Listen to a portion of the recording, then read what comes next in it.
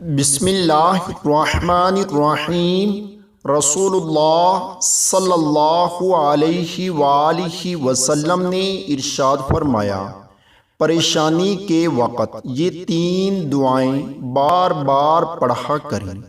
لا الہ الا اللہ العظیم الحلیم، لا الہ الا اللہ رب السماوات ورب الارض ورب العرش العظیم۔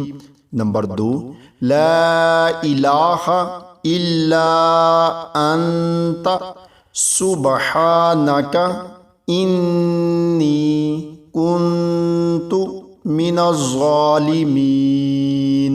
نمبر 3، اللہ اللہ ربی لا اشرک بہ شیئا۔